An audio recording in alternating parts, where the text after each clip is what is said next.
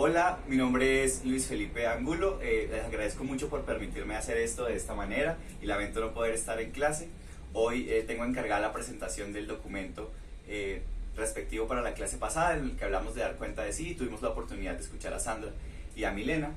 En este caso, en este momento les voy a presentar un texto de la teórica Ariela Azoulay. Ariela Azoulay es una teórica pakistaní en la que ya entraré más en tema. Y este texto está en su libro Death's Showcase o El escaparate de la muerte. Y el texto que va a presentar se titula Death's Display Showcase, Walter Benjamin, o El escaparate del despliegue de la muerte, de Walter Benjamin, porque Azoulay, ya veremos, está respondiendo un texto de Walter Benjamin directamente. Y también on the work of art, on the work of death in the age of mechanical reproduction, que es su pequeña introducción en la que habla de los propósitos de su texto. Tengo una pequeña advertencia de imágenes explícitas. Obviamente pueden cerrar los ojos y seguirme escuchando, pero por favor no los cierren. Y edito el final de Tractatus Lógico-Filosóficos. De lo que no se puede hablar, uno debe mostrarlo. Entonces, la estructura de mi exposición va a ser la siguiente. En primer lugar voy a hablar sobre la pérdida del aura, que es un concepto de Benjamin, y el quehacer de la memoria, o el camino de la memoria que yo propongo a partir de este análisis que hice.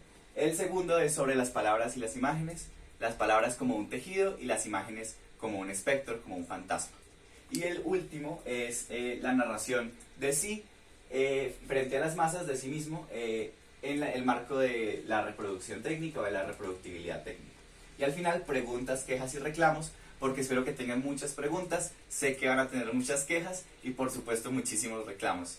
Porque a diferencia de las otras exposiciones que han hecho, esta es un poco atípica en el sentido en que no estoy tratando un documento que hable directamente de los temas de la clase, no es un artículo que hable sobre memoria, no son humanistas o teóricos que estén pensando estos fenómenos, sino que es Azoulay respondiendo un texto de Benjamin.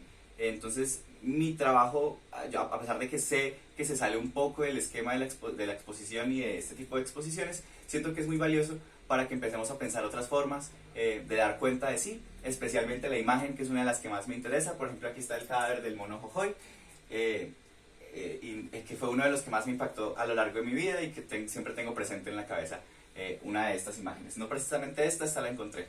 Entonces, para empezar con el propósito de Azoulay en el texto, esta es Azoulay, perdón por la iluminación, todo bien.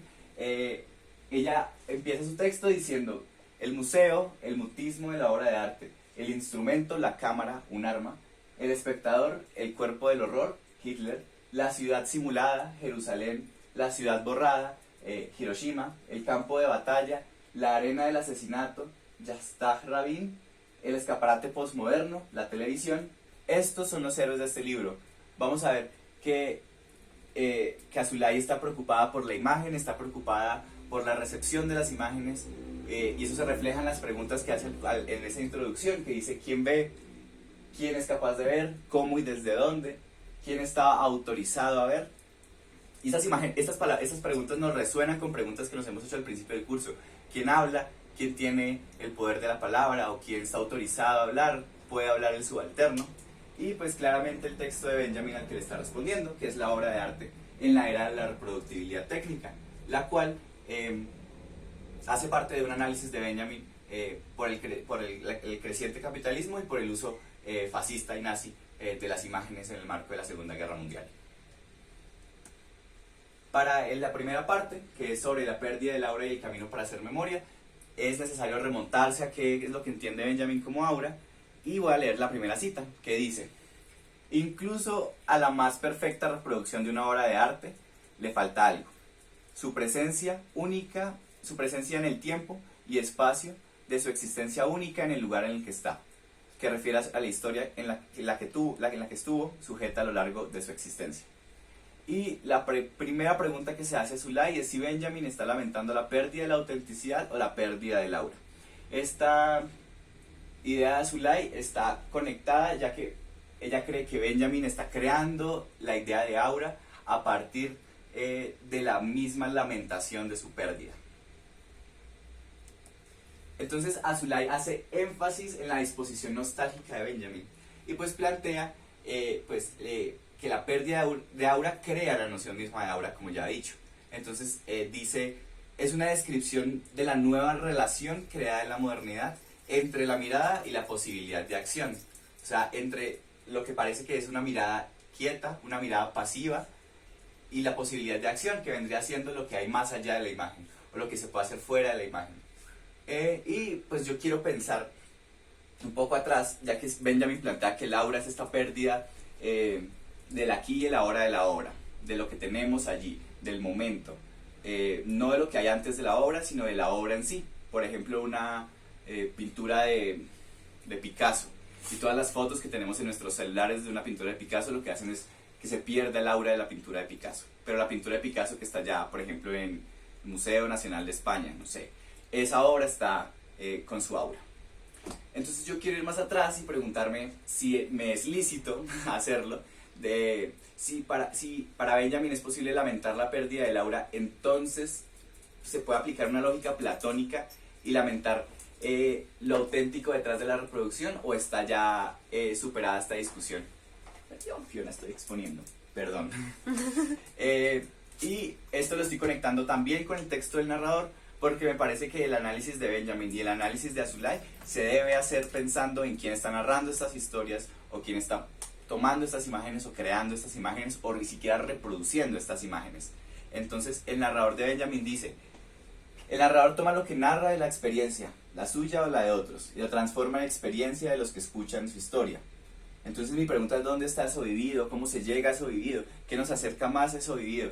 Que son preguntas que parece que no tienen sentido, en tanto ya entendemos que no hay una forma concreta y perfecta de alcanzar eso vivido, pero a mí me interesan las imperfectas.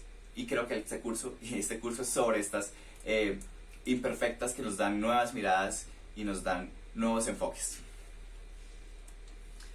Entonces, los rastros para poder entender que hablo yo del camino de la memoria más adelante, los rastros que deja el aura en las reproducciones, afirma Benjamin, pueden ser descubiertos a través de prácticas científicas, lo que quiere decir que no están a simple vista en el objeto, pero son reveladas a los ojos del experto.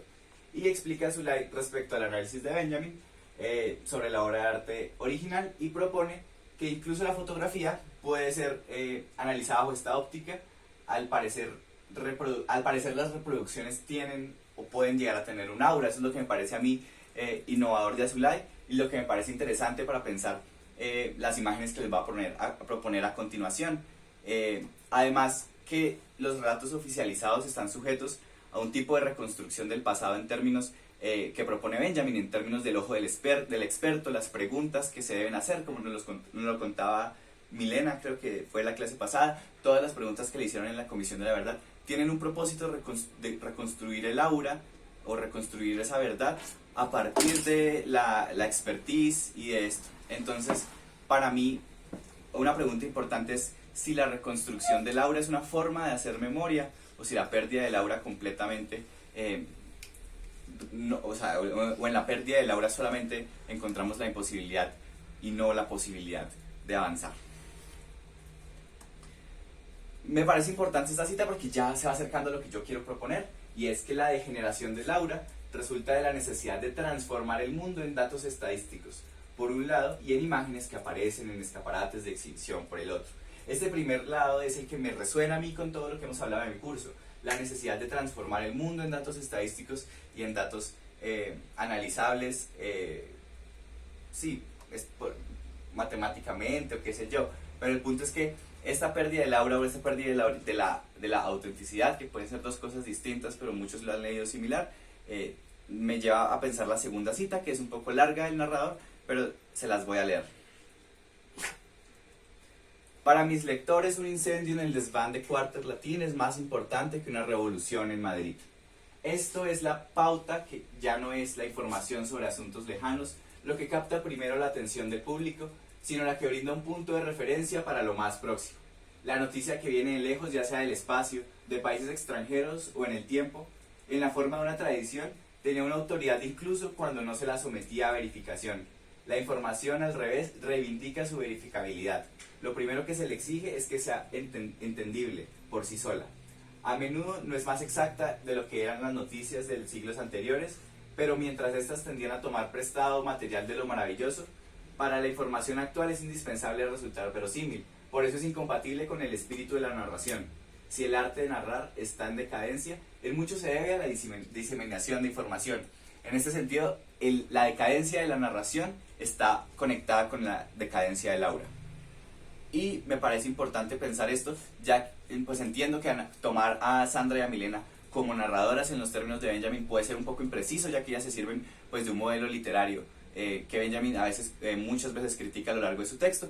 Siento yo que detrás de y en su intención sí hay una intención de narradoras, pero que encuentran este medio para poder expresarse, ya que los espacios de narración, como los propone Benjamin en el texto, en mi opinión, pues están en decadencia o tienen un lugar mucho más difícil en el mundo actual y en el capitalismo y en el desarrollo tecnológico. Entonces les voy a proponer ya mi camino para hacer memoria. Para mí la pregunta no es qué es hacer memoria, sino cuándo se hace la memoria. Y para mí en este caso, en los ejemplos que les he propuesto, que leímos para la clase pasada, que me van a llevar a las imágenes, el momento de escribir es el momento de hacer memoria. Entonces para mí el momento específico no es la memoria, el momento como acontecimiento. El aura está dentro del proceso. Ya vemos que la pérdida del aura es lo que nos aleja de la memoria o pues del quehacer de la memoria al ser diseminación de información o creación de información estadística. Entonces pensar la reconstrucción del aura será entonces pensar el trabajo de hacer la memoria. Y reconstruir el aquí y ahora de una obra es llegar al momento del recuerdo, no como acontecimiento, una vez digo, sino como proceso. Recuerdo como un devenir, como un tiempo prolongado. El acontecimiento puntual es un punto, el camino es la memoria. Entonces tengo esta pequeña línea en la que en el pasado está el acontecimiento puntual y en el presente está supuestamente la obra, pues no terminada, pero pues sí todo el proceso que conlleva la obra. Y esta línea es la memoria, que aquí pues la dibujé muy recta, pero para mí hacer memoria es trazar la línea, y trazar la línea es recuperar el aura, con todas las complejidades, con todas las desviaciones y con todas las intenciones que haya detrás de eso.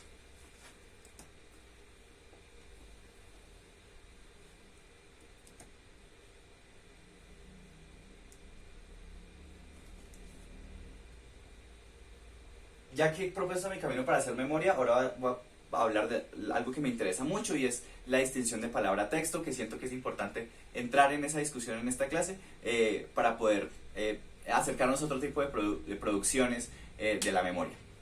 Y mi propuesta es que las palabras son un texto y los textos son como un tejido y las imágenes son como un espectro, como un fantasma. Entonces la cita del narrador de Benjamin que me permite hacer esto dice: el aburrimiento es el pájaro del sueño que pone el huevo de la experiencia. El crujido de las hojas lo espanta. Sus nidos, las actividades íntimas relacionadas con el aburrimiento, desaparecen en las ciudades y disminuyen también en el país. Con ello se pierde el don de la escucha y la comunidad de oyentes desaparece, porque la narración es siempre el arte de repetir historias, y si éstas no se retienen, la narración necesariamente desaparece, y lo hace porque ya no se teje ni hila mientras escucha. Cuanto más se olvida de sí mismo el oyente, más profundamente se imprimirá en su memoria lo que escucha. Cuando el oyente se sumerge en el ritmo del trabajo, escucha las historias de tal modo que la posibilidad de volver a narrarla le viene por sí sola. Esta es entonces la naturaleza de la red que soporta el don de la narración. Y así se deshilacha hoy en todas sus puntas un tejido que llevó miles de años confeccionar en las más antiguas formas de artesanía. Voy a arreglar aquí un poquito. Sí, perdón. Entonces ya vemos que Benjamin está utilizando esta metáfora del tejido que me sirve a mí para pensar que el texto es algo que deviene y algo que se construye, y la imagen, como vamos a ver para Zulay y para Benjamin, es algo que aparece, que sí, puedes darle siguiente, pues entendiéndola más allá de todo el proceso de creación de fotos. Esta es una de las conclusiones de Azulay a lo largo del texto, y es que Benjamin está pensando en películas cuando está hablando de la diseminación de imágenes, más allá de la fotografía, Y Azulay dice que la televisión es el último escaparate de exhibición. Permite a los espectadores acercarse aún más y nunca llegar, a observar pero no tocar. Las cámaras de televisión están presentes en casi cualquier parte, como si un one time, que es un momento que solo sucede una vez, nunca debiera permanecer solo. Las cámaras acecharían con anticipación capturar el último momento one time, que es la muerte, en su momento de ocurrencia. La cámara de televisión, un accesorio que sirve a la práctica secular de destruir la distancia y la superación del diferente, que es un momento que sucede muchas veces, y el one time, momento que sucede una vez. Trae a su presa al último escaparate de exhibición, en el que la práctica ritual toma lugar entre la exhibición. Este es el escaparate de exhibición de la muerte. Como yo dije, la aparición de imágenes, por ejemplo, en un televisor, en un celular, se presentan como el fantasma en Hamlet. O sea, están y no hay una necesidad de descifrar, de codificar, como en el texto, como les voy a explicar a continuación. Por ejemplo, aquí tengo la portada del cubo de la muerte del mono Jojoy. Esta no es la portada que yo vi. La portada que yo vi tenía el cadáver del mono Jojoy dispuesto de esta manera, y aquí estaba su cabeza completamente ensangrentada. Entonces, esta es la manera que se presentan las imágenes. Entonces, este es el escaparate de la muerte del que está hablando Azulay, a partir de lo que le permite analizar Benjamin. Si quieres darle a la siguiente. Tengo los dos ejemplos, que esta es una foto de Jesús Abad, Colorado, y este es uno de los textos que leímos para la clase pasada. En su texto, La línea y la superficie, Willem Flusser dice que esto es línea y que esto es superficie. Que la superficie nos da la información completa. Ya sabemos qué es esto. Sabemos que es un niño, sabemos que tiene un reloj, sabemos que está llorando, por el uniforme sabemos que pertenece a alguna organización militar, pero aquí no tenemos información. Hasta ahora, a menos de que vayamos acá, a menos de que vayamos tejiendo el texto. Y cuando llegamos al primer punto ya podemos saber qué significa todo esto. Tenemos un pedazo de la información. Cuando terminamos este párrafo sabemos qué significa todo esto. Tenemos la información del párrafo. Entonces, por eso a mí me interesan mucho las imágenes, para pensarlas en el marco del conflicto, porque parecen una forma más inmediata de producir información. Y no información, de producir experiencia. Entonces, pues este también es uno de los debates que les quiero proponer hoy, pensando que no hemos discutido mucho sobre las imágenes. Finalmente, para pasar a mi último punto y acabar mi exposición, Azulay dice: la cámara no es meramente un lente que el fotógrafo usa para ver y producir una imagen que luego será revelada en un cuarto oscuro. Es en sí misma un escaparate de exhibición que invita al espectador fotógrafo a ver el mundo en el presente, ahora mismo, mientras sus manos están en su espalda. Por lo tanto, es invitado a mirar pero no tocar. Bosnia, Ruanda, Bagdad, Kosovo. En este caso, se está formando una de las ideas de Azulay, que es que el fotógrafo tiene las manos atrás. Eso se va a repetir mucho en su texto, y esta es una de las cosas con las que yo más discuto. Porque, como vamos a ver, quiero proponer que el fotógrafo tiene una cierta idea de narración de sí dentro de las fotografías. Entonces, esta cita es la que abre como esta noción que me permitirá avanzar. Entonces, ¿puedes darle, por favor? Ok, entonces al final, ya para terminar, la narración de sí mismo frente a las masas en el marco de la reproductibilidad técnica. Ya que, si bien los textos tienen una idea de reproductibilidad técnica, pareciera que cada texto, cada libro que tuviéramos, fuera el libro original. Porque el libro original no existe, no hay un manuscrito como lo había en la Edad Media, o como lo había durante la impresión de la imprenta y antes de la invención de la imprenta, perdón. Entonces un texto, por ejemplo ese texto de Recorrido de Cuerpos, Retorno de Almas, es igual a todos los demás textos. Entonces, por eso me parece más interesante analizar imágenes, y eso es lo que quería traer aquí a colación. Dice Azulay: el espectador fotógrafo debe en este museo móvil, que es la cámara, ata sus manos detrás de sus espaldas para suspender y remover sus acciones, y olvidar su existencia dentro del mundo. Deben dedicar sus manos exclusivamente a las acciones relacionadas con la operación de la cámara, como un escaparate de exhibición. Eso me hace pensar, ¿también nosotros tenemos las manos atadas cuando vemos fotografías como propone Azulay? ¿O parece que puede pasar algo que en el acto de espectar, en el acto de ver, sea más allá de la pasividad que nos está proponiendo Azulay, o que el fotógrafo tenga más agencia de lo que está proponiendo a Zulay. No quiero decir agencia sobre el mundo, sino agencia sobre sí mismo en ese mundo. Y aquí tengo una foto de Jesús Abad, que es pues el principal ejemplo que les quería traer. Perdón por no haber buscado otros, pero me pareció el más sencillo porque tiene unas fotografías muy específicas y una muy específica de la que quiero que vean.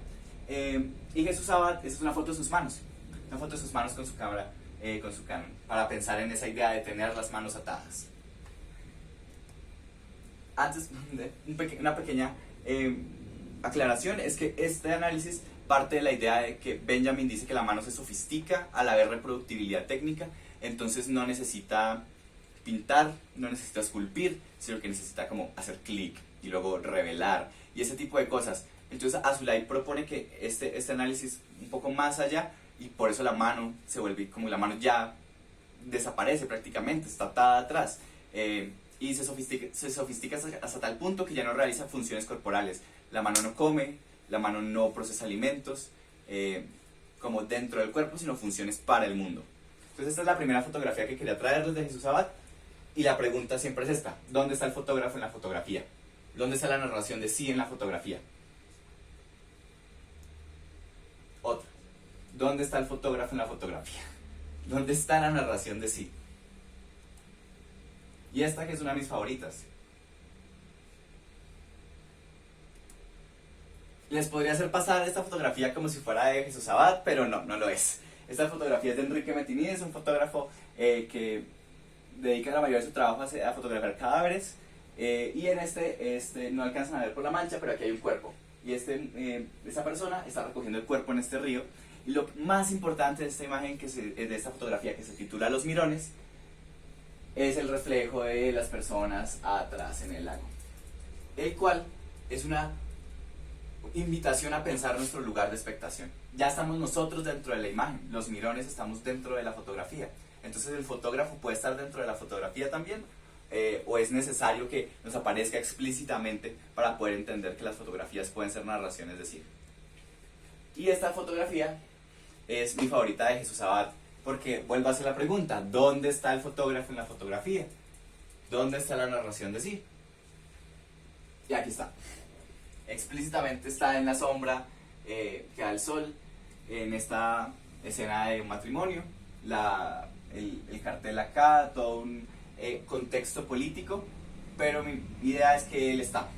Entonces yo discuto mucho ese final de Zulay, en el que, si bien una de sus conclusiones es muy acertada sobre la televisión y la aparición de imágenes como reproducción de imágenes de guerra, también discuto mucho esta idea de que el fotógrafo tiene que olvidar su lugar en el mundo para hacer fotografía, porque para mí hay que tener mayor conciencia del lugar en el mundo, a pesar de que sea fotoreportaje y de que él no viva lo que está sucediendo enfrente de la cámara. De alguna manera como se crea una relación que es la que quiero discutir, y por favor hay que habilitar algo en Bloque Neón para que escriban y para que pregunten, porque yo tampoco tengo todas las respuestas y seguramente sobre esto se ha escrito un montón, pues que no va a tener tiempo de exponer. Entonces, preguntas, quejas y reclamos, como les dije, espero preguntas, muchísimas quejas y muchos reclamos.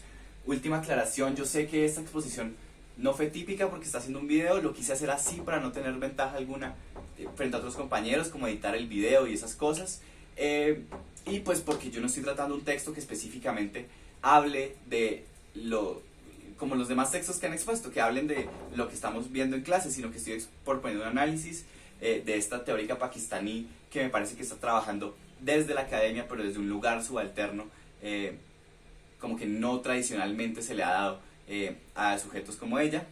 Entonces invito muchísimo a leer a Zulay, tiene muchísimas análisis sobre imagen, análisis sobre la idea de ver, sobre la responsabilidad que hay detrás de mirar, y pues muchísimas gracias.